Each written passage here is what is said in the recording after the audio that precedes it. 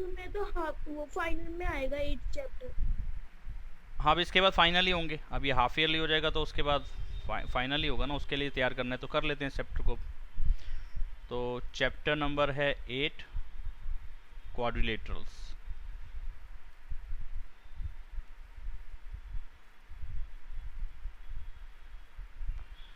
Quadrilateral क्या होता है ये तो आपको मालूम है भाई, 4 साइड से बाउंड एक फिगर, यानी कि एक क्लोज्ड फिगर जिसके अंदर 4 साइड्स हो। ठीक है, कुछ से थोड़ी सी गंदी सी बन गई है। यानी कि क्वाड्रिलेटरल के अंदर क्या होते हैं, 4 साइड्स होती हैं, 4 वर्टिसेस होते हैं, और क्या होते हैं, 2 डायगनल्स होते हैं। अभी सब कुछ बताता हूँ क्या है और क्या होता है। बस यही होता है ना। देखो 4 तो साइड्स हो गई, यानी कि ए बी सी और डी। अगर ए बी सी डी एक क्वाड्रिलेटरल है, ठीक है, तो इसके अंदर 4 साइड्स होंगी। उन साइड्स को कैसे करें, चलो यहाँ नीचे लिख देता हूँ। जो साइड्स हैं उसको तुम क्या नाम दोगे। ए बी एक साइड है, बी सी एक साइड है, सी डी एक साइड है और ए डी एक साइड है। ठीक है, ये 4 तो साइड्स हो गई। ठीक है, 4 वर्टिसेस, यानी कि वो वर्टेक्स कौन से हैं, कोने, कॉर्नर। एक तो ए है, एक बी है, एक सी है और एक डी है। मतलब 4 ही वर्टिसेस और 4 ही एंगल्स, यही एंगल्स भी हैं। ये दोनों सेम ही होंगे एक तरीके से। ठीक है, तो ए एक एंगल या एक वर्टेक्स, बी दूसरा एंगल या दूसरा वर्टेक्स, सी तीसरा एंगल या तीसरा वर्टेक्स, और ऐसे ही डी चौथा एंगल और चौथा वर्टेक्स। 4 एंगल्स होंगे, 4 ही वर्टिसेस होंगे, 4 साइड्स होंगी, 2 डायगनल्स होंगे। डायगनल्स कौन से होते हैं, जो अपोजिट वर्टिसेस को, अपोजिट वर्टेक्स को जो मिला के बनती है लाइन। जैसे कि एक ये डायगनल है और एक ये डायगनल है। तो जो डायगनल्स हैं वो कौन कौन से हैं, एक तो है बी डी और एक है ए सी। ये 2 डायगनल्स हैं। ठीक है, बी डी एक डायगनल है, ए सी एक डायगनल है। इन टर्म्स में आपको कोई कंफ्यूजन रहनी नहीं चाहिए। साइड्स के बारे में बिल्कुल आसान सा है। वर्टेक्स या वर्टिसेस आपको मालूम है। डायगनल्स में हो सकता है शायद किसी को थोड़ी सी कंफ्यूजन वाली बात हो, शायद से, पक्का तो कह नहीं रहा हूँ। तो बी डी अपोजिट वर्टेक्स को ज्वाइन कर दिया, ये लाइन एक डायगनल, और ए सी एक वर्टेक्स को, अपोजिट वर्टेक्स को अगर मैं ज्वाइन कर दूं, वर्टिसेस को ज्वाइन कर दूं, तो दूसरा डायगनल ये आ जाएगा। ठीक है, इतनी टर्म्स आपको सबको मालूम ही है मेरे ख्याल से। ठीक है, ये तो मालूम ही होगा। अब यहाँ पे आ गया टाइप्स ऑफ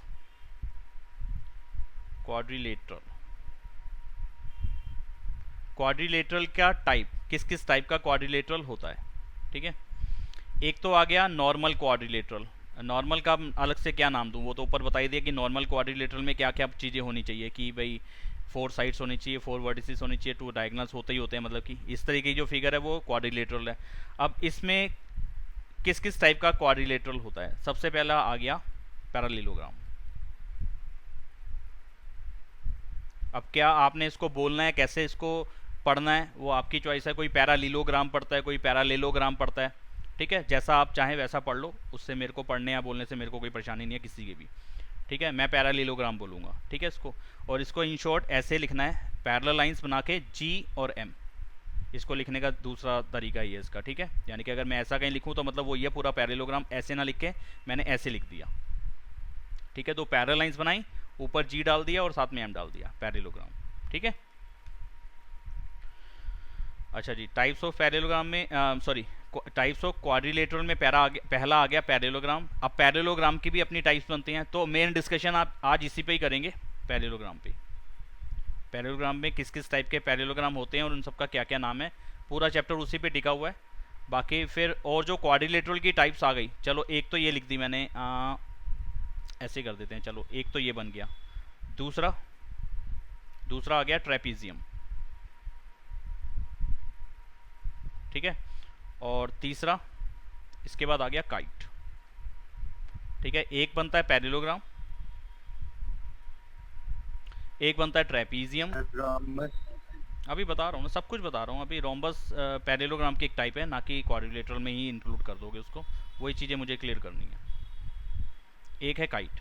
ठीक है, ये 3 शेप्स हमारे पास अलग अलग आती हैं, 3 शेप्स हैं हमारे पास जो अलग अलग आती हैं, जो कि सारे हैं तो क्वाड्रिलेटरली, लेकिन इसको मैं पैरेललोग्राम पढ़ूंगा, और क्यों पढ़ूंगा उसके लिए कोई कारण है। ऐसे ही किसी को मैं ट्रेपीजियम बोलूंगा, उसका भी एक कारण है, और किसी को मैं काइट बोलूंगा, उसके पीछे भी एक रीज़न है। एक सेकेंड, थोड़ा सा इसकी सजावट करनी भी ज़रूरी है, तो पहले थोड़ा सा काम सजावट पे, फिर पढ़ाई तो रही हूँ। चलिए अब इस पे काम करते हैं आगे। तो आज का जो मैक्सिमम टाइम जाने वाला है वो पैरेललोग्राम पे जाने वाला है। अब पैरेललोग्राम क्या होता है और उसकी भी टाइप्स हैं। अब पैरेललोग्राम के भी कुछ पार्ट बनते हैं। पहला आ गया रेक्टेंगल, ठीक है, इसके बाद आ गया रोम्बस, इसके बाद आ गया स्क्वायर।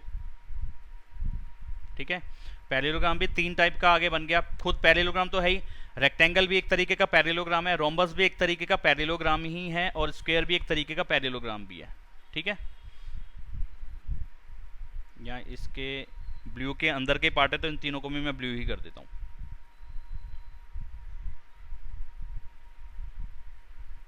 हाँ ठीक है, तो मेन पैरेललोग्राम, कब क्वाड्रिलेटरल को मैं पैरेललोग्राम बोलूँगा, और किस पैरेललोग्राम में क्या खासियत आ जाएगी कि मैं उसको रेक्टेंगल बोल दूं, पैरेललोग्राम के अंदर क्या खासियत बन जाए कि वो रोम्बस ही बोला जाएगा, उसको सिर्फ पैरेललोग्राम तक काम नहीं रह जाएगा उसका, और किसी पैरेललोग्राम को मैं स्क्वायर ही क्यों बोलूँगा। इसके लिए मैं हर साल ना एक अच्छा सा एग्जाम्पल लेता हूँ, इंटरेस्टिंग एग्जाम्पल है जो तुम्हारे को पसंद आने वाला है। बकवास से एग्जाम हो सकता है वो बकवास भी लगे, मैं तो ऐसे ही बता दिया। ठीक है, अब जैसे कि भाई क्या था, मैं खुद ही भूल रहा हूँ, एक सेकेंड रुको मैं याद कर लूँ क्या एग्जाम्पल था वो। देखो जैसे कि मैं बात करूँ,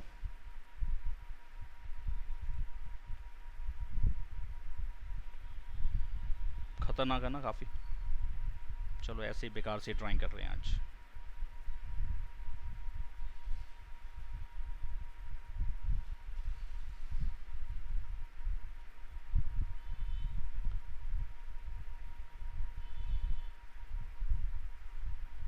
ये सलमान खान है।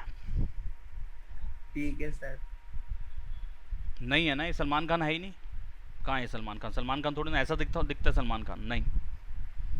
ये मैंने एक ऐसी मैंने कोई आदमी सा बना दिया, कोई बंदा बना दिया, कोई इंसान बना दिया। हाँ ये कुछ इंसान जैसा लग रहा है, कोई कार्टून उसका इंसान का ही है किसी का, ठीक है। लेकिन इसको शाहरुख खान मैं बोल सकता हूँ कि ये शाहरुख खान है या सलमान खान है, मैं बोल सकता हूँ इसको? सर नहीं, जो शाहरुख खान दिख थोड़ी ना रहा है, शाहरुख खान कैसे बोलूँ? शाहरुख खान वाला कार्टून शाहरुख खान जैसा लगेगा कि उसमें कुछ उसके फीचर्स उसके ऐसे होंगे कि वो शाहरुख खान जैसा ही दिखेगा, तो मैं उसको शाहरुख खान बोलूँगा, अदरवाइज तो नहीं बोलूँगा, या सलमान खान बोलूँगा। ठीक है, बड़ा बेतुका सा भी हो सकता है एग्जाम्पल लगे ये तुम्हें कि भाई कुछ लिंक भी हो रहा है टॉपिक से, नहीं हो रहा है। वैसे ही मैं सुना रहा हूँ, अभी कहानी सुना रहा हूँ, अभी आगे बढ़ने दो मुझे। अब क्या खासियत होगी शाहरुख खान के अंदर, या क्या मैं शाहरुख खान नहीं हूँ, मैं सलमान खान नहीं हूँ?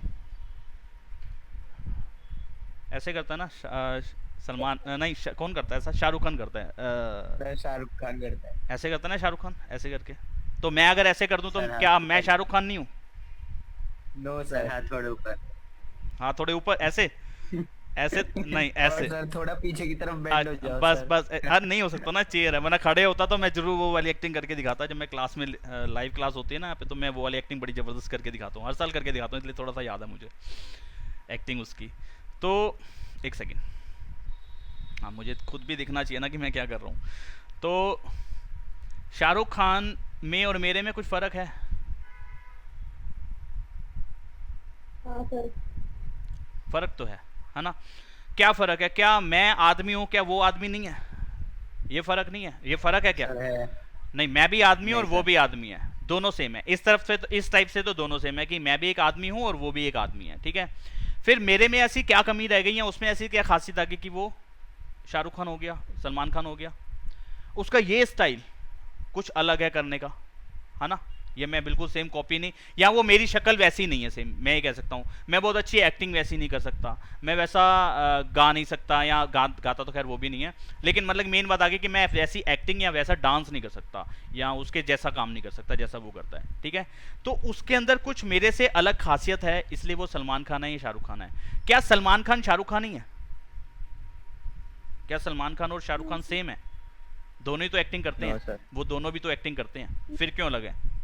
फिर भी कुछ अलग बात है कि भाई सलमान खान की ना शक्ल बॉडी अलग। बॉडी डोले शोले बने हुए हैं, उसके वैसे नहीं है, उसकी बॉडी वैसी नहीं है, उसकी शक्ल वैसी नहीं है। मेन तो शक्ल तो चलो अलग बात होगी कि शक्ल तो अलग सभी की है, लेकिन फिर भी वो भी एक्टर है और वो भी एक्टर है, फिर अलग क्यों है? फिर वो एक ही क्यों नहीं है भैया? क्योंकि उसके अंदर फिर कुछ काबिलियत दोनों की एक्टिंग अलग है ना, कुछ कुछ खासियत अलग अलग आती जा रही हैं। अब वही कहूँ कि वो सनी देओल भी तो अच्छी बॉडी वाला था, क्या वो सलमान खान है? नहीं, वो ओए बढ़िया करके बोलता है, वैसा वो नहीं बोलता है ना। कुछ कुछ फर्क आ रहा है, ये कुछ फर्क आ रहा है, ऐसे ही यही फर्क इनमें है। ये सभी एक्टर हैं, लेकिन ये इसके अंदर अलग खासियत है, इसलिए ये शाहरुख खान है, ये सलमान खान है, ये सनी देओल है, और ये मैं अपना नाम भी ले लेता हूँ, दिलीप कुमार है। वो मैं कपूर, वो कुमार, ठीक है ना, दिलीप कुमार पुराना एक्टर। पता है किसी को नाम? के नहीं पता? सुना सा नाम है कि नहीं है? सर पता है। हाँ, मैंने कहा पता नहीं चले, इतनी यंग जनरेशन है कि उसको दिलीप कुमार का भी नाम नहीं मालूम एक्टिंग लाइन के अंदर। तो ये सब हैं तो एक्टर ही, ये चारों जो है ना, ये ब्लू कलर वाले, ये चारों एक्टर है, एक्टिंग लाइन में समझ लो। लेकिन फिर भी ये अलग अलग है, इनका फिर भी कुछ ना कुछ इनके अंदर कुछ ना कुछ गुण है, इनके काबिलियत है, ठीक है। तो वो काबिलियत हम उनकी लिखते हैं। सबसे पहले पैरेललोग्राम पे आते हैं।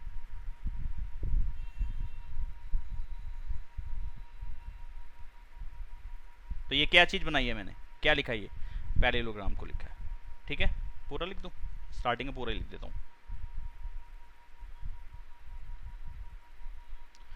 तो ये जो अब प्रॉपर्टीज वाला टॉपिक है ना, अब ये प्रॉपर्टीज आपने सिर्फ रट्टा नहीं मार लेनी। अगर रट्टा मार लोगे तो ये वाला पूरा टॉपिक, ये वाला पूरा चैप्टर आप रट के जाओगे पेपर में, आपके समझ में कुछ नहीं आएगा। भले ही आप रट के क्वेश्चन कराओगे, लेकिन पल्ले नहीं पड़ेगा। ये प्रॉपर्टीज समझ ली, रटने के साथ साथ अपने खोपड़ी में डाल ली कि इसका मीनिंग क्या होता है, तो आप इस चैप्टर को ऐसे ऐसे ऐसे कर जाओगे, ठीक है। अब सुनते रहो क्या क्या बता रहा हूं मैं।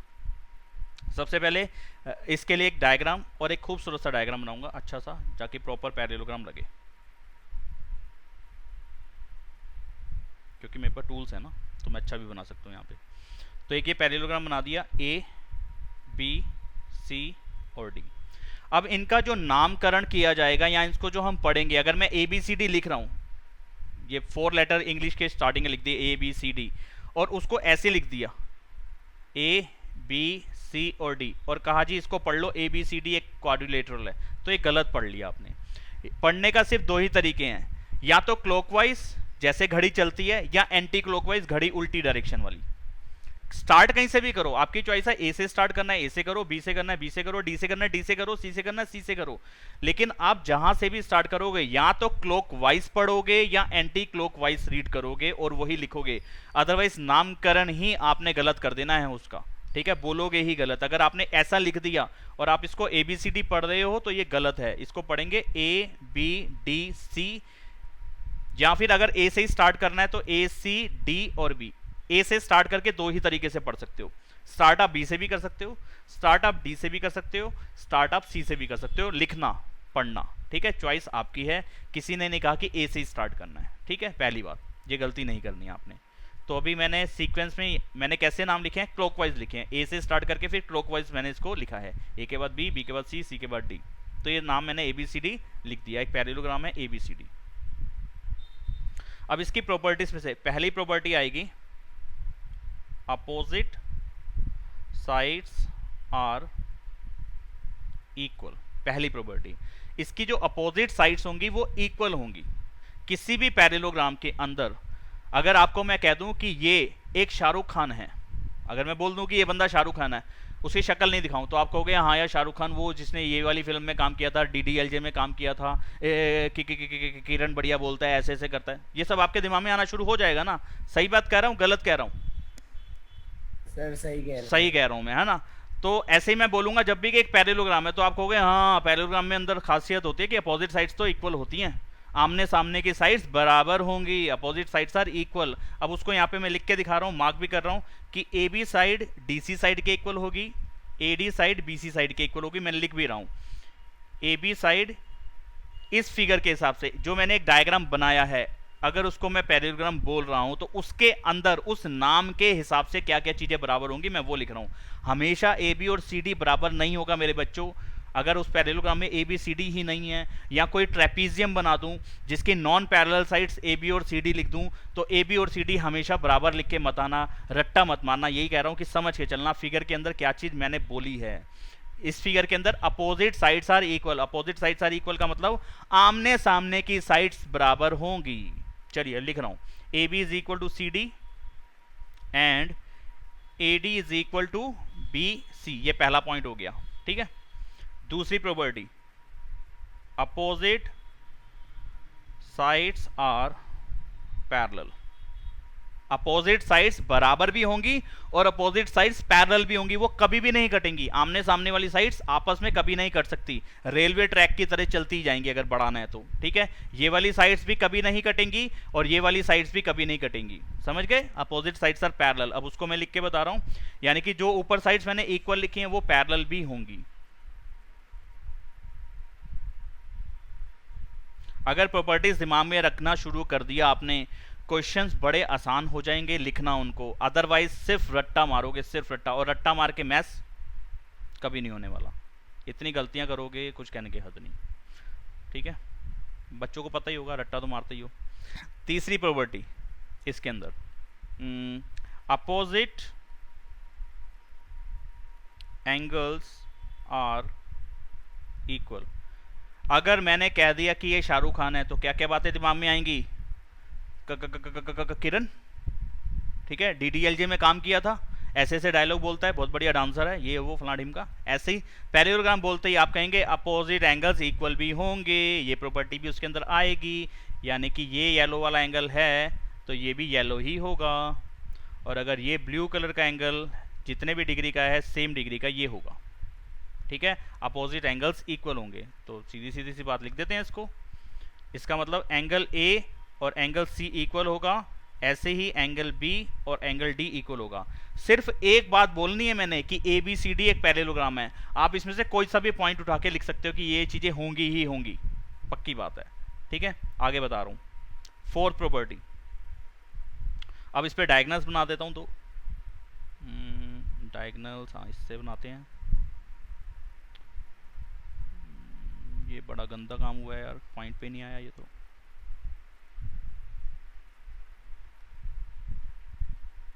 चलो ठीक ठाक बन गया।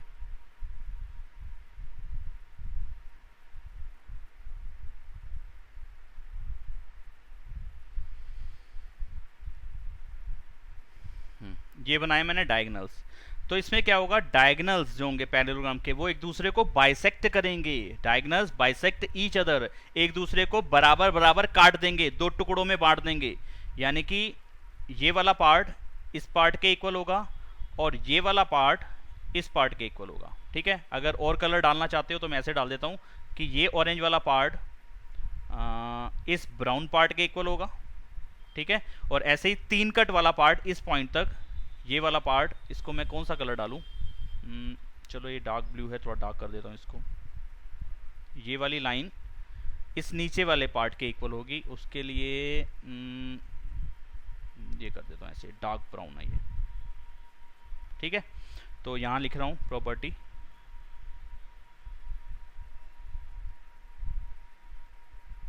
Diagonals bisect each other. Diagonals एक दूसरे को बाइसेक्ट करेंगे, इसका क्या मतलब हुआ जी, वो मैं ऊपर बता चुका हूं, अब दोबारा से लिख रहा हूं। ये मानो कि दोनों डायगोनल्स का इंटरसेक्टिंग पॉइंट O है, तो इसका मतलब AO OC के इक्वल होगा और ऐसे ही DO OB के इक्वल होगा। ये फोर्थ प्रॉपर्टी हो गई, ठीक है जी। आगे fifth property, sum of adjacent angles is supplement, यहाँ adjacent angles जो है सप्लीमेंट्री हैं, या उनका जो सम है वो 180 है, दोनों का एक ही मीनिंग बनता है। यानी कि इसके अंदर जोन से भी एडजेसेंट एंगल्स होंगे ना, उन दोनों को जब भी आप प्लस करोगे तो उन दोनों का सम 180 आएगा। यानी कि कहने का मतलब क्या हुआ, अगर आप A को और D को प्लस करोगे तो ये दोनों का सम 180 आएगा। अगर आप D को और C को प्लस करोगे तो इन दोनों का सम 180 आएगा। अगर आप C को इक्वल डालना है यहाँ पे, इक्वल अगर आप सी को और बी को प्लस करोगे 180 आएगा। अगर आप ए को और बी को या बी को और ए को प्लस करोगे तो इसका सम भी 180 आएगा। यानी कि 4 पेयर बने एडजेसेंट के। ए डी का एक ए का एडजेसेंट डी भी हो सकता है, ए का एडजेसेंट बी भी हो सकता है। तो मैंने दोनों लिखे हैं, देखो ए का एडजेसेंट डी भी है और ए का एडजेसेंट बी भी है। तो हर एक का 2 एडजेसेंट एंगल्स बनेंगे। अगर आप डी की तरफ से देखोगे तो डी का एडजेसेंट ए भी है, डी का एडजेसेंट सी भी है, डी का एडजेसेंट सी भी है, डी का एडजेसेंट ए भी है। मैं सारे लिख चुका हूँ यहाँ पे।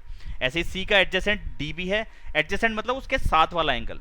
सी के साथ वाला एंगल या तो डी बनेगा या तो सी के साथ वाला एंगल बी बनेगा। तो सी और डी का सम भी 180 होगा, सी और बी का सम भी 180 होगा। तो मैंने चारों पेयर लिख दिए हुए यहाँ पे। अगर किसी पॉइंट में कोई कंफ्यूजन आए तो आप अगली क्लास में भी मुझसे पूछ सकते हो। मेन है प्रॉपर्टी समझना। अच्छा ये हो गया। और मैं कोई और प्रॉपर्टी भूल रहा हूँ, एक सेकेंड रुको। डायगोनल्स वाली लिखवा दी है, एंगल्स अपोजिट एंगल साइड्स हो गया, एडजेसेंट एंगल्स हो गया, और एक वो डालनी ज़रूरी है अभी,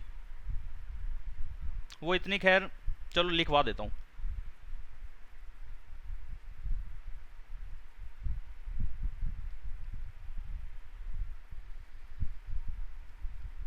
डायगोनल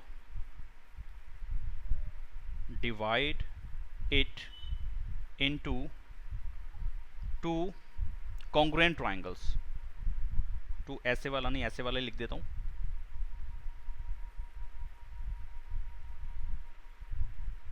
सर डायगोनल एंगल को तो बाइसेक्ट नहीं करते ना? नहीं, जबरदस्ती नहीं है, वो जिस जगह पे करेगा मैं समझाऊंगा आपको। नॉर्मल पैरेललोग्राम के अंदर अगर मैं सिर्फ एक पैरेललोग्राम वर्ड यूज़ कर रहा हूँ, एक पैरेललोग्राम की कोई टाइप पे नहीं आया हूँ, तो पैरेललोग्राम का जो डायगोनल होता है वो एंगल बाइसेक्टर नहीं होता। ठीक है, तो डायगोनल जो है दोनों डायगोनल्स के लिए बात वैलिड है। लेकिन अगर एक डायगोनल पे आएंगे तो एक डायगोनल एक पैरेललोग्राम को 2 कॉन्ग्रुएंट ट्रायंगल में डिवाइड करेगा। यानी कि इसके लिए मेरे को पूरा पैरेललोग्राम ही दोबारा लेना पड़ेगा। अगर मैं एक छोटा सा पैरेललोग्राम बनाऊं तो अगर मैं इसके अंदर कोई सा भी एक डायगोनल बना दूं, कोई सा भी एक, चॉइस आपकी है, तो मैं फिलहाल ये वाला लेके चल रहा हूं। अगर मैं एक ये डायगोनल बनाता हूं तो इसके अंदर एक ट्रायंगल ऊपर वाला बना जिसको मैं येलो शेड कर रहा हूं, और एक ट्रायंगल नीचे व्हाइट वाला है जिसको मैं ब्लू शेड कर देता हूं अभी।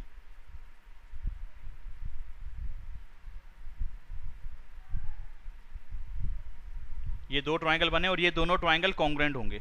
ठीक है, ये करके मैं आपको दिखा दूंगा बाद में। अभी फिलहाल मैं प्रॉपर्टीज पे फोकस रख रहा हूँ अपना। ये दोनों ट्रायंगल कॉन्ग्रुएंट होंगे, मैं नाम लिख देता हूँ इनके। अगर ये ए, ये बी, ये सी और ये डी है तो यहाँ पे बनेगा ट्रायंगल ए। इसकी शुरुआत कैसे करूँ मैं? डी से करता हूँ, ज़्यादा अच्छा रहेगा। ए से भी कर सकता हूँ इस, तो triangle A B D is congruent to triangle C D B. इस सीक्वेंस से कॉन्ग्रुएंट होंगे। ये आपको मैं करके दिखाऊंगा बाद में, अभी नहीं फिलहाल।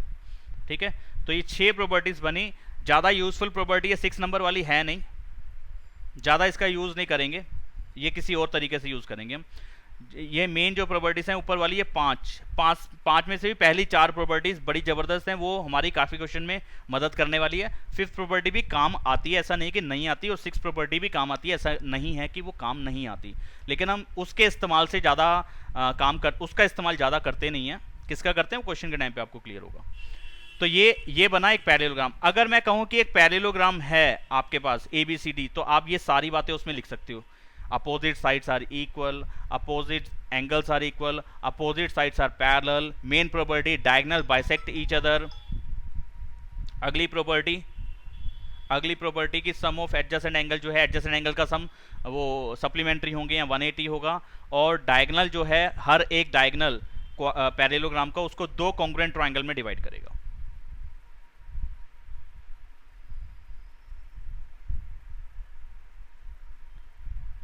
ठीक है बेटा, समझ में आई? पहली बात समझ में आई है पैरेललोग्राम की।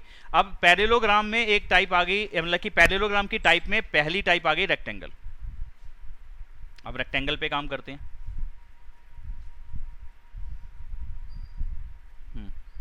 तो रेक्टेंगल बना लेता हूं पहले मैं, कि रेक्टेंगल दिखता कैसे आपको वो थोड़ा क्लियर कर देते हैं।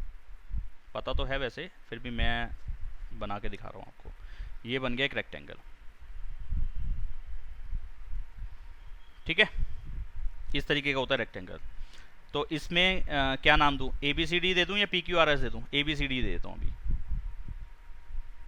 ये एक रेक्टेंगल है। तो रेक्टेंगल क्या है?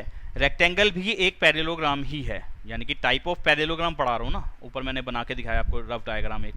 सर इसकी प्रॉपर्टीज भी सेम होंगी? नहीं वो सब बता रहा हूँ, वो सब अभी सब कुछ बता रहा हूँ, सब सुनते जाओ। अगर कोई जो बताई हुई बात है उसमें डाउट रहेगा तो आप जरूर पूछना, ठीक है। प्रॉपर्टीज इसकी सेम रहेंगी, लेकिन फिर क्यों ये अलग हो गया, यानी कि कुछ ना कुछ खासियत आएगी ना, कि सारे एक्टर हैं फिर शाहरुख खान और सलमान खान अलग क्यों हैं, कुछ ना कुछ दोनों की खासियत है, अलग अलग खासियत है। ऐसे ही चारों एक्टर हैं लेकिन वो सिर्फ पैरेललोग्राम है, उससे ज़्यादा एक्स्ट्रा प्रॉपर्टीज आ गई उसके अंदर तो वो रेक्टेंगल बन गया, ठीक है।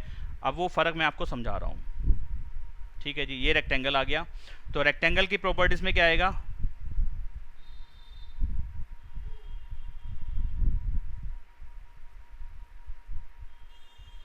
सारी प्रॉपर्टीज तो पैरेललोग्राम की इसकी अंदर आएंगी ही आएंगी, यानी कि आप सारी बातें लिख सकते हो। Opposite sides are equal, opposite angles are equal, diagonal bisect each other, sum of adjacent angle is 180, और उसका डायगोनल उसको दो कॉन्ग्रुएंट ट्रायंगल में डिवाइड करेगा। वो 6 के 6 प्रॉपर्टीज जो ऊपर लिखवाई हैं इसके अंदर आएंगी। अच्छा, मतलब कि इसके अंदर और भी प्रॉपर्टीज हैं? हाँ, और कौन सी हैं? इसके अंदर खासियत होगी ऑल एंगल्स आर इक्वल, सारे एंगल इक्वल होंगे, और ईच इक्वल टू 90 डिग्री, और हर एक किसके इक्वल होगा, हर एक किसके बराबर होगा, 90 डिग्री के बराबर होगा। इसका हर एक कॉर्नर 90 डिग्री का होगा, यहाँ पे 90, यहाँ पे 90। अगर एक देखो अब खासियत और बात समझने वाली क्या है कि अगर मैं कहूँ कि एक पैरेललोग्राम है, हाँ जी, उसका ना एक कॉर्नर 90 डिग्री का है, एक एंगल 90 का है, तो अब सीधी सी बात होगा, अगर एक 90 का है तो चारों ही 90 के हो गए, एक 90 का है तो चारों ही 90 के हो गए, क्योंकि पैरेललोग्राम के अंदर अपोजिट एंगल्स इक्वल होते हैं ना। अगर एक 90 का बता दिया, अब देखो कैसे मैं बता रहा हूँ इस बात को। सबसे पहले ये पैरेललोग्राम तो हो गई रेक्टेंगल, हाँ जी।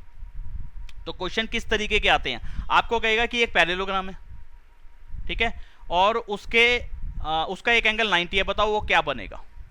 इतनी इन्फॉर्मेशन के बाद आपसे पूछा जाएगा कि बताओ क्या बनेगा, तो आप उसको प्रूव करोगे कि क्या बन रहा है, कैसे बन रहा है। ये पहले से खोपड़ी में आ जाएगा कि बनना क्या है, उस पर काम करेंगे। अब देखो एक एंगल 90 का हो गया, अब अपोजिट एंगल्स इक्वल होंगे, पैरेललोग्राम है तो अगर ये 90 का तो ये भी कितने का होगा, 90 का हो जाएगा। पैरेललोग्राम की प्रॉपर्टी उठा ली ना, अपोजिट एंगल्स आर इक्वल, एक 90 का आपने दिया था तो सामने वाला भी 90 का होगा ही होगा। अच्छा, फिर बचे हुए दो में कैसे काम करूं, आपने एक प्रॉपर्टी ऊपर लिखवाई है कि एडजेसेंट एंगल्स का सम 180 होता है पैरेललोग्राम के अंदर, ठीक है। तो डी का एडजेसेंट ए भी है, डी का एडजेसेंट सी भी है, कोई सा भी एक निकाल सकते हो। तो अगर मैं डी से ए निकालूंगा, तो अगर मैं कहूं कि एडजेसेंट एंगल्स का सम 180 है, तो अगर डी और ए एडजेसेंट एंगल्स हैं, ये 90 का है, तो भैया वो भी 90 का ही आएगा ना, क्योंकि दोनों का सम तो 180 है। तो आप ऐसे कैलकुलेट करके आप 90 निकाल सकते हो। अच्छा, ए 90 का आ गया, तो ए के सामने वाला भी जो होगा वो 90 का ही होना चाहिए, क्योंकि ये पैरेललोग्राम तो है ही, उसके अपोजिट एंगल्स इक्वल होंगे। तो ये भी कितने का आ गया, 90 का। काफ़ी काम करना पड़ा है, लेकिन पता चल गया ना कि सारे 90 के हैं।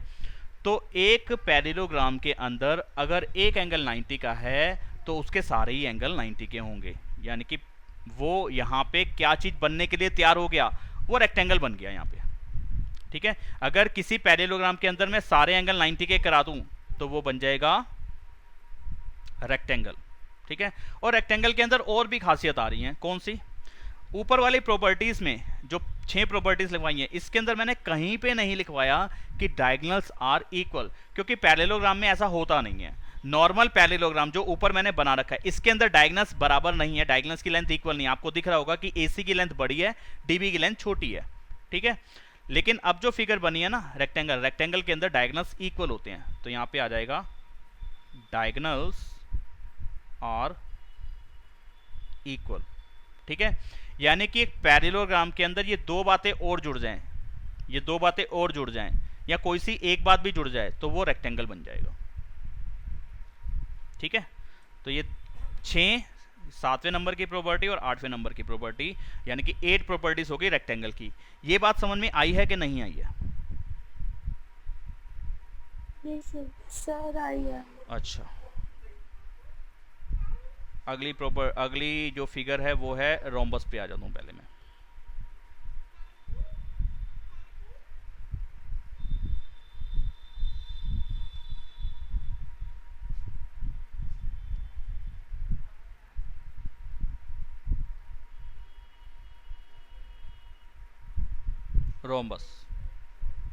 रोम्बस क्या होता है जी?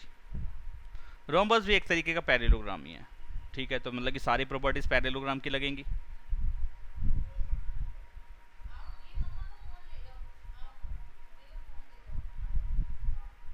तो लगेगी लगेगी, सारी प्रॉपर्टीज पैरेललोग्राम की आएंगी इसके अंदर। ये पैरेललोग्राम, अब शब्द, ये वर्ड आपके दिमाग में हमेशा सही से फिट हो जाना चाहिए।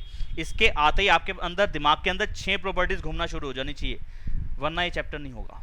Opposite angles are equal, opposite sides are equal, diagonal bisect each other, sum of adjacent angle is 180। ठीक है, ये 5 और 6 प्रॉपर्टी जो है आपके दिमाग में होनी चाहिए। फिर क्या ऐसी बात हो गई कि फिर ये रोम्बस, इसको अलग नाम क्यों दे दिया गया पैरेललोग्राम? हाँ जी, तो इसको रोम्बस ही क्यों बोल दिया? क्या ऐसा खासियत आ गई कि इसका एक अलग नाम देना पड़ गया उनको? इसके अंदर खासियत कुछ और आ गई।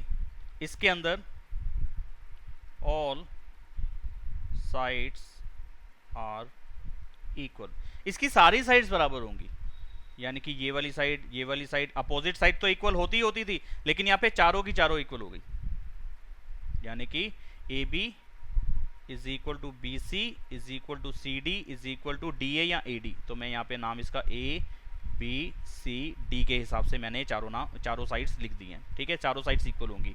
अच्छा, और प्रॉपर्टी कौन सी आ जाएगी इसके अंदर? अभी तक हमने पढ़ते आए हैं ऊपर वाले में कि डायगोनल्स की लेंथ इक्वल होती है, यहाँ पे डायगोनल्स की लेंथ इक्वल नहीं रहेगी। रोम्बस के अंदर भी डायगोनल्स की लेंथ इक्वल नहीं होगी, तो मैं स्पेशल प्रॉपर्टी में डाल देता हूँ कि ये नहीं होगा।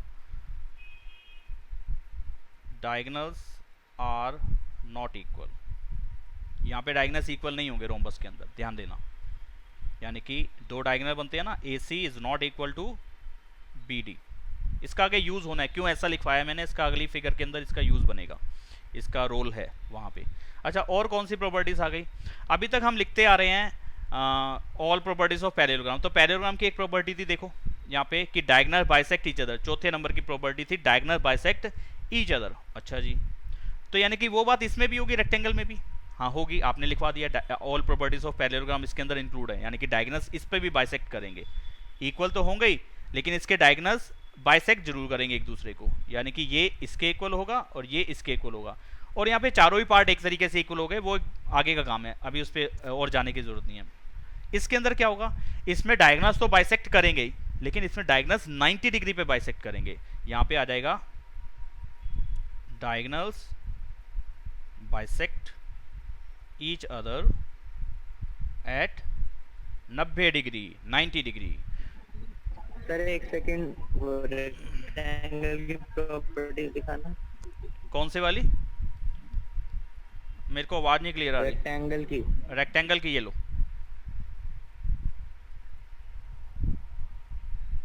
Okay sir.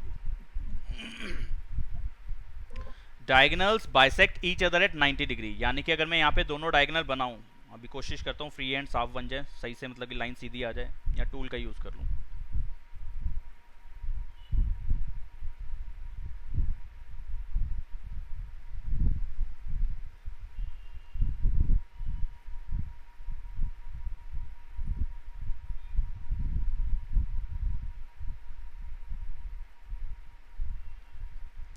तो यहाँ पे डायगोनल बाइसेक्ट तो करते हैं, यानी कि ये वाला पार्ट इस वाले पार्ट के इक्वल होगा और ये वाला पार्ट इस वाले पार्ट के इक्वल होगा, अगर ये मिड पॉइंट, मतलब कि यहाँ पे कहने का मतलब ये है कि जो भी यहाँ पे इंटरसेक्टिंग पॉइंट होगा, इंटरसेक्टिंग पॉइंट ज़्यादातर हम ओ डाल देते हैं, लेकिन मैं ओ डालने से बचता हूँ क्योंकि ओ जीरो जैसा लगता है, तो बच्चे को यहाँ पे समझने में थोड़ी दिक्कत आई, तो मैं ई डाल देता हूँ यहाँ पे, ई पॉइंट। तो यानी कि साफ सीधी सी बात, हर फिगर के अंदर जो भी अभी तक हमने पढ़ी है उसके अंदर जो सेंटर पॉइंट है ये डायगोनल का, इंटरसेक्टिंग पॉइंट है वो मिड पॉइंट होगा दोनों डायगोनल्स का। E is the mid point of A C and B D. ठीक है जी, ये तो अभी तक आप समझाते आ रहे हो क्योंकि पैरेललोग्राम के अंदर ये बात हमने पढ़ ली है।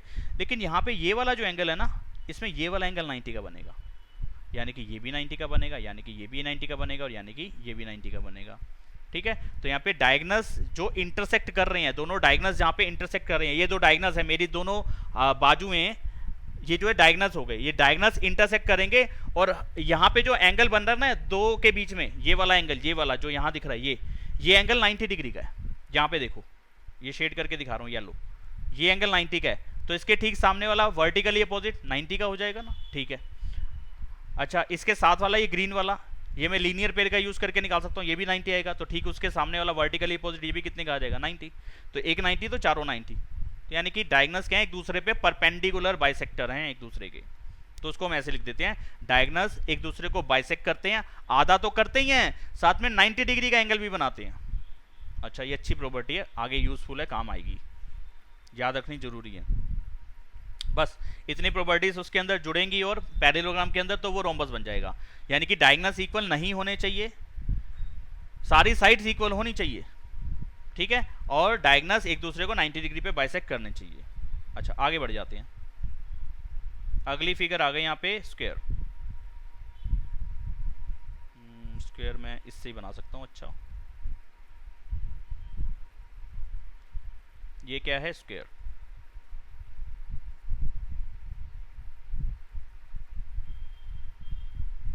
स्क्वायर के अंदर वही ABCD सर अभी भी किसी में एंगल बाइसेक्ट नहीं हुए ना? है नहीं, अभी भी नहीं हुए, अभी भी। एक सेकेंड,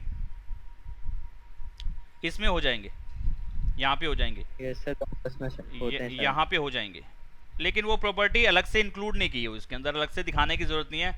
ये अपने आप ही जब हम क्वेश्चन यानी कि जब प्रूव करेंगे ना, तो वहाँ पे कई एक जगह पे अपने आप ये काम बनेगा, वो मैं अलग से प्रॉपर्टी लिखवा के नहीं चल रहा हूँ, उसको आगे भी नहीं लिखवाऊंगा। स्क्वायर पे भी ये काम हो जाएगा, लेकिन वहाँ पे भी जरूरत नहीं है उसको लिखने की, क्योंकि ये प्रूव करने के लिए क्वेश्चन है हमारे पास।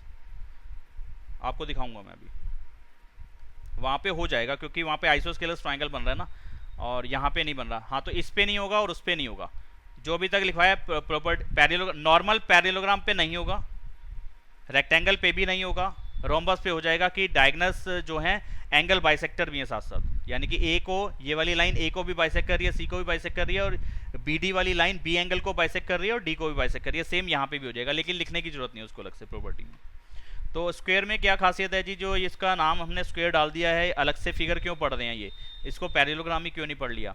पैरेललोग्राम की सारी प्रॉपर्टीज तो इसके अंदर आएंगी।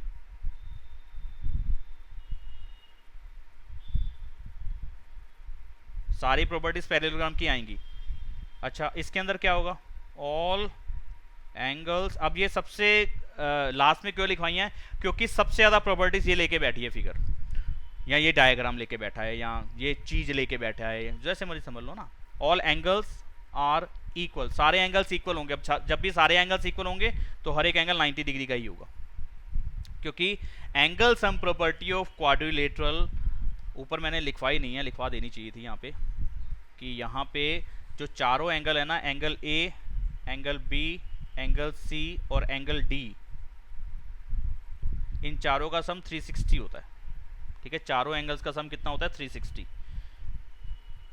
तो अगर चारों एंगल इक्वल हैं तो हर एक एंगल 90 का ही बनेगा ना, 90 90 90 90 90 इंटू 4 360। तो ठीक है, बात समझ में आती है।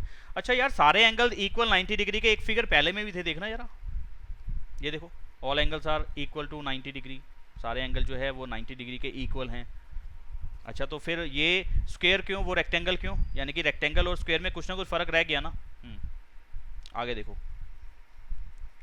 All sides are equal. अब ये वाली प्रॉपर्टी देखो, इसके अंदर भी है, रोम्बस के अंदर भी।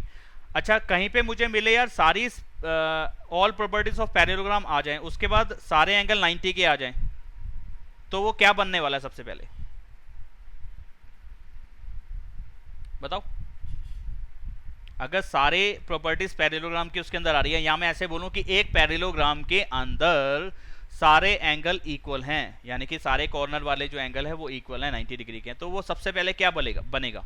स्क्वायर बनेगा सर स्क्वायर। जी नहीं, सबसे पहले वो बन जाएगा रेक्टेंगल, सबसे पहले बन जाएगा रेक्टेंगल, क्योंकि रेक्टेंगल के अंदर स्क्वायर से कम प्रॉपर्टीज हैं। स्क्वायर बनने के लिए रेक्टेंगल भी उसे होना पड़ेगा, रेक्टेंगल के साथ साथ और भी खासियत उसके अंदर होनी चाहिए, सारी साइड्स इक्वल होनी चाहिए, ऑल साइड्स आर इक्वल, सारी साइड्स भी इक्वल होनी चाहिए, सारे एंगल 90 के भी होने चाहिए। अच्छा, और भी खासियत है, देखो, डायगोनल्स आर इक्वल, इसके डायगोनल्स इक्वल भी होते हैं। सर बता रहा हूँ, अभी सुन लो पहले एक बार सारे, फिर कोई डाउट होगा तो जरूर पूछना। सारे एंगल, सारे डायगोनल मतलब दो ही डायगोनल होते हैं, दोनों डायगोनल इक्वल लेंथ के होते हैं। अच्छा, और diagonals bisect each other, each की स्पेलिंग आज गलत क्यों हो रही है?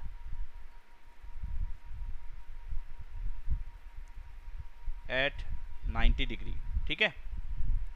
ये सारी प्रॉपर्टीज आ जाती हैं स्क्वायर के अंदर, यानी कि स्क्वायर के अंदर बहुत सारी प्रॉपर्टीज हैं, सारी साइड्स इक्वल होंगी। अच्छा, डायगोनल्स इक्वल लेंथ के होंगे, डायगोनल बहुत गंदा बना है, बी से डी मिला नहीं था, ये रहा बी डी और ये रहा ए सी। ए सी और बी डी इक्वल होगा। डायगोनल्स बाइसेक्ट भी करेंगे, परपेंडिकुलर बाइसेक्ट भी करेंगे एक दूसरे को, यानी कि ये इसके इक्वल, ये वाला इसके इक्वल, और 90 डिग्री पे बाइसेक्ट करेगा। अच्छा जी, सारे एंगल भी 90 डिग्री के होंगे। ये देखो इतनी प्रॉपर्टीज आ रही हैं। हाँ आप बताओ चितेश क्या कह रहे थे? सर मैं ये कह रहा था कि वो स्क्वायर को हम डायरेक्टली ये लिख सकते हैं कि all properties of rectangle rhombus.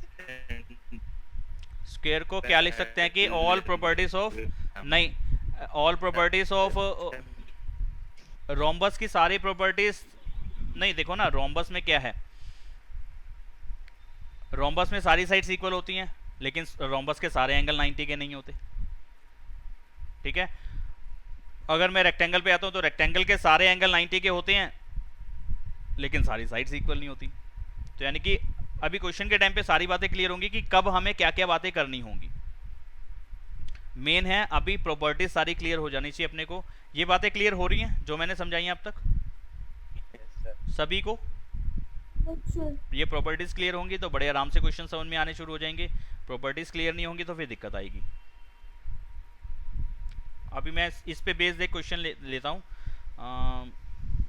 हाँ इतने पे हमारा काम चल जाएगा। ट्रेपीजियम पे आगे जाएंगे, काइट पे आगे जाएंगे। अभी ट्रेपीजियम वाला टॉपिक थोड़ी देर में आएगा, तो ट्रेपीजियम उस टाइम पे लिखवा दूंगा। काइट भी एक अलग बात है।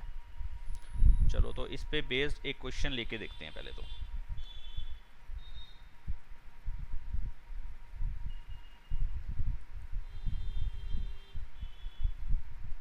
क्या हुआ, क्वेश्चन नहीं आया अभी तक? एक्सरसाइज जंप कर गए क्या हम?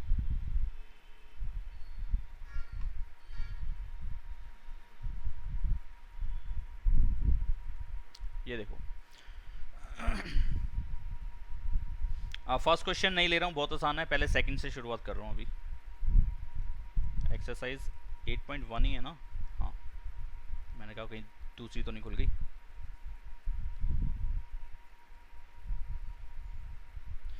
If the diagonals of a parallelogram are equal, then show it is a rectangle. अब ये हमें प्रूव करना है।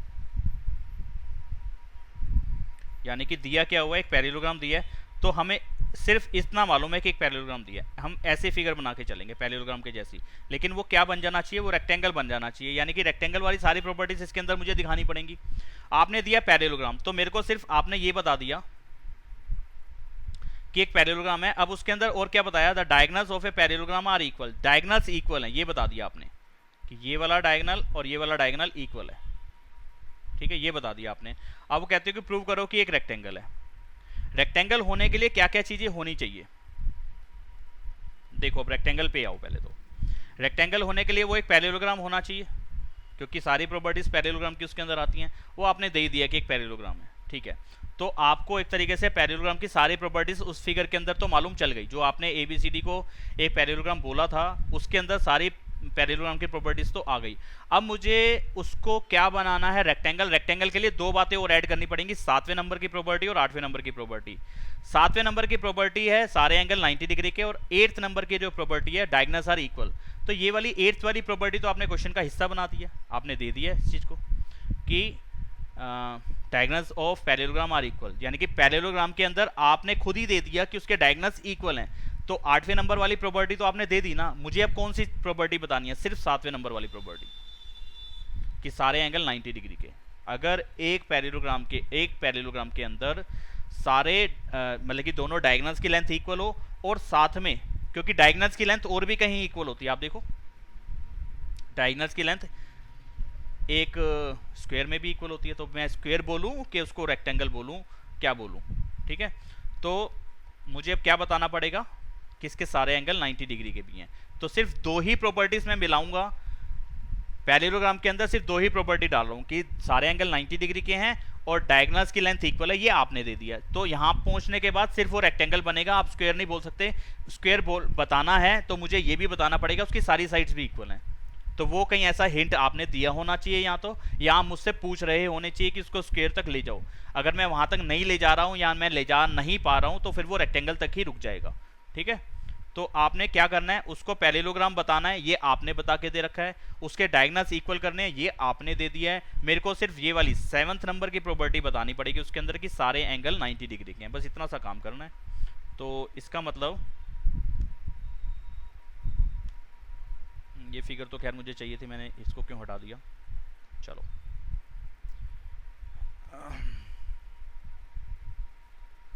तो यहाँ पे मैं ABCD को एक पैरेललोग्राम मान लेता हूँ, let ABCD be a parallelogram, ये एक पैरेललोग्राम है, ठीक है। तो इसके अंदर सारी प्रॉपर्टीज आ जाएंगी पैरेललोग्राम की, opposite sides are equal, opposite angles are equal, diagonals bisect each other, सब कुछ आ गया, जिसका मर्जी मैं यूज कर लूँ। तो गिवन में तो पैरेललोग्राम आपने दे रखा है, और क्या चीज़ दे रखी है आपने, डायगोनल्स की लेंथ इक्वल है, यानी कि AC is equal to BD, ये भी आपने दे रखा है, इक्वल है। मुझे प्रूव क्या करना है, ABCD को रेक्टेंगल बताना है, ठीक है। ABCD सिर्फ पैरेललोग्राम नहीं है, वो रेक्टेंगल भी है, ठीक है। अब रेक्टेंगल बताने के लिए मैं अपनी खोपड़ी का यूज करूंगा, दिमाग का यूज करूंगा, या रेक्टेंगल कैसे बताया जाता है। एक चीज होती है पैरेललोग्राम, वो मैंने ऊपर बता दिया आपको, एक चीज होती है पैरेललोग्राम, एक चीज होती है डायगोनल्स की length equal, diagonals equal shortcut लिख रहा हूं ऐसा, डायगोनल्स इक्वल समझ जाना क्या चीज है। और तीसरी प्रॉपर्टी होनी चाहिए ऑल एंगल्स 90 डिग्री के, ठीक है। और तीसरा पॉइंट होना चाहिए एंगल ABCD, इनमें से कोई सा भी एक एंगल 90 डिग्री का, कोई सा भी एक एंगल 90 डिग्री का, एक 90 का होगा, सारे अपने आप 90 के आ जाएंगे, यानी कि मैं सारे ही 90 के दिखाऊंगा, यानी कि A B C और D। अगर मैं चारों 90 के दिखा पाया और ये वाली प्रॉपर्टीज जो आपने दे रखी है ये मिला लूंगा, तो वो रेक्टेंगल ही बनेगा, क्योंकि रेक्टेंगल की सिर्फ यही प्रॉपर्टीज है। कैसे अब इसको करें कि ये रेक्टेंगल बने। अब क्या कर सकते हो, रेक्टेंगल बताने के लिए मुझे ये एंगल और ये एंगल इक्वल दिखाना एक तरीके से, या कोई सा भी ले सकते हो। तो जब भी आपको कॉर्नर वाले एंगल इक्वल दिखाने हैं तो आपको दो बड़े ट्रायंगल लेने पड़ेंगे डायगोनल से डिवाइड होते हुए। मैं आपको शेड करके दिखा रहा हूं, एक है येलो शेड, ये वाला ट्रायंगल, आप ऐसे कोई से भी ले सकते हो, और एक इसके साथ वाला ट्रायंगल जो उसका कुछ हिस्सा जो इस पे ओवरलैप होकर इसको ओवरलैप कर रहा हो, यानी कि ये येलो, ये बीच वाला ट्रायंगल। ऐसा करता हूँ मैं, कौन सा कलर लूँ, ये ऐसा है, इस ऐसे लाइन से दिखा देता हूँ। ये वाले दोनों ट्रायंगल मुझे कॉन्ग्रुएंट करके दिखाने पड़ेंगे। जब भी मुझे, कभी याद रखना, इस टाइप का कभी भी कोई भी क्वेश्चन रहेगा, चाहे वो अभी आगे स्क्वायर से रिलेटेड भी आप पढ़ेंगे क्वेश्चन, रोम्बस से रिलेटेड भी पढ़ेंगे। रोम्बस में तो खैर कॉर्नर वाले एंगल इक्वल नहीं होते, स्क्वायर में और रेक्टेंगल में ही होते हैं ना। तो जब भी मुझे ऐसे कॉर्नर वाले एंगल इक्वल दिखाने के लिए आएगा तो मैं इस टाइप के ट्रायंगल को कॉन्ग्रुएंट करूंगा, जैसा मैंने आपको दिखाया। तो कॉन्ग्रुएंट वाला पार्ट तो आप पढ़ ही चुके हो ना, अब करते हैं। तो मैं लिख रहा हूँ in triangle ADC and triangle BCD, ठीक है। ये दोनों ट्रायंगल मैं कॉन्ग्रुएंट करने लगा हूं, देखो कैसे। सबसे मैंने लिखा AD, इधर से AD और उधर से BC इक्वल है। क्यों इक्वल है जी, ये हैं opposite sides of parallelogram ABCD की। हर बात के लिए मुझे कोई ना कोई रीजन देना है, ठीक है। तो AD और BC कहां से इक्वल लिख दिया जी आपने, कहीं क्वेश्चन में नहीं दे रखा, आपने क्वेश्चन में दिया हुआ है। आपने क्वेश्चन में बोला था कि ये पैरेललोग्राम है, पैरेललोग्राम की पहली प्रॉपर्टी है कि opposite sides are equal and parallel. तो मैंने पहली प्रॉपर्टी को उठा लिया कि इसकी अपोजिट साइड्स इक्वल है ना, तो AD और BC इसकी अपोजिट साइड्स हैं, आमने सामने वाली साइड्स हैं, तो ये तो बराबर होंगी। ये वाली साइड इस ट्रायंगल का पार्ट बन रही है येलो वाले का, और BC साइड वो ब्लैक लाइंस वाले ट्रायंगल का पार्ट बन रही है, जो मैंने लाइंस से करके दिखाया। समझ रहे हो ना आप, कोई डाउट हो तो जरूर बोल देना। अच्छा, दूसरी चीज DC साइड इसमें और CD साइड इसमें सेम बन रही है, कॉमन साइड है, ठीक है जी। ये कॉमन साइड है, दोनों के अंदर आ रही है, दोनों ट्रायंगल का हिस्सा है, तो इसको मैं लिख सकता हूँ इक्वल है। अच्छा, तीसरी चीज आपने बोला डायगोनल्स की लेंथ इक्वल भी है, यानी कि AC डायगोनल और BD डायगोनल इक्वल लेंथ का है, ये आपने बोला इस बात को, ये रहा। और इस बात को आपने स्टेटमेंट में बोला हुआ है, ये रहा diagonals of parallelogram are equal if diagonals of a parallelogram are equal, यानी कि पैरेललोग्राम के डायगोनल्स अगर इक्वल लेंथ के मैं दे दूं, तो यानी कि आपने दे दिया ना इस बात को, तो मैं उसको ऐसे इंक्लूड कर सकता हूं वहां पे। तीसरा पॉइंट ये आ गया, 2 पॉइंट ये हो गए, ये 3 पॉइंट्स दोनों ट्रायंगल की तीनों साइड्स को बता रहे हैं इक्वल, तो एसएसएस रूल से दोनों ट्रायंगल कॉन्ग्रुएंट हो जाएंगे ना। हाँ जी हाँ हो जाएंगे। Therefore triangle A D C is congruent to triangle, sequence ये बनेगा जो मैंने लिखा हुआ है एसएसएस रूल से। ठीक है जी। अब जब ये कॉन्ग्रुएंट हो गए तो आप लिख सकते हो कि इस वाले ट्रायंगल का जो डी वाला एंगल है और इस एबीसी, अरे क्या लिख दिया, ये ट्रायंगल है, ए नहीं है, ये मैंने कहा एबीसीडी लिख दिया शायद से, ये ट्रायंगल है, ट्रायंगल बीसीडी है। तो इस वाले ट्रायंगल का जो डी पॉइंट है यानी कि डी एंगल है दूसरे वाले ट्रायंगल के सी एंगल के इक्वल होगा ना, सीपीसीटी। हाँ जी हाँ होगा। अब ये देखना, ये पूरी फिगर को आपने स्टार्टिंग में क्या बोला था, पैरेललोग्राम। पैरेललोग्राम की एक प्रॉपर्टी ये भी थी ना कि इसके एडजेसेंट एंगल सप्लीमेंट्री होते हैं। कहाँ गई प्रॉपर्टी, ये रहा 5वें नंबर की प्रॉपर्टी कि sum of adjacent angles is 180। Adjacent angles का सम कितना होता है, 180 डिग्री, सप्लीमेंट्री होते हैं दोनों। तो यहाँ पे डी और सी वो एडजेसेंट एंगल्स बन रहे हैं ना, हाँ जी यहाँ बन रहे हैं, तो इन दोनों का सम कितना होगा 180। तो यहाँ लिखूंगा angle D plus angle C equal to 180 degree. Reason डाल दूंगा, ये है adjacent angles, adjacent angles of parallelogram A B C D, उनका सम सप्लीमेंट्री होते हैं, मतलब कि वो दोनों सप्लीमेंट्री होते हैं, उनका सम 180 होता है। अब ऊपर आपने कहा जी दोनों इक्वल हैं, यहाँ पे आप कह रहे हो दोनों का सम 180 है, तो इसका मतलब हर एक एंगल 90 का ही हो गया ना। कैसे, इस बात को भी लिख के बता देंगे आप। अगर डी और सी दोनों इक्वल है तो या तो दोनों की जगह डी डाल दो या दोनों की जगह सी डाल दो। ठीक है, दोनों की जगह मैं सी डाल देता हूं इस वाले पॉइंट से, डी की जगह सी लिख सकता हूं, हाँ जी हाँ लिख सकते हो। सी को सी छोड़ दिया, ट्वाइस ऑफ एंगल सी 180 के इक्वल, एंगल सी की वैल्यू 180/2 90, एंगल सी की वैल्यू कितनी आ गई 90। अगर टीचर इतने से सबर कर लेते हैं और वो ये मान लेते हैं कि हाँ जी किसी भी पैरेललोग्राम के अंदर वन एंगल 90 का है तो सारे इक्वल ही होते हैं या वो रेक्टेंगल हो जाता है, तो ठीक है। अगर अब वो इतने पे नहीं मानते, वो कहते हैं जी नहीं मुझे चारों के चारों लिख के दिखाओ 90 का है तो क्यों आए, तो वो भी आप कर सकते हो। सी 90 का आ गया, जितना सी होगा उतना ही डी भी होगा, क्योंकि इस बात को आप ऊपर लिख चुके हो। इस जगह पे देखो कि सी और डी दोनों इक्वल हैं। अगर सी की वैल्यू 90 है तो सीधी सीधी सी बात है कि डी की भी 90 होगी। हाँ जी यहाँ होगी। इसका मतलब देयरफॉर लिख के आप लिख सकते हैं कि एंगल डी भी 90 होगा। दो एंगल तो 90 आपने दे दिए। अब सी का अपोजिट क्या है, देखो जरा फिगर के अंदर, सी का अपोजिट है ए, तो सी और ए भी इक्वल होना चाहिए, दोनों 90 के हो जाएंगे, यानी कि रीजन डाल देंगे opposite angles of parallelogram. Opposite angle जो होते हैं पैरेललोग्राम के वो इक्वल होते हैं। अच्छा, ऐसे ही डी का अपोजिट क्या है, बी ही है, वो भी आप फिगर के अंदर देख लो चाहे तो एक बार।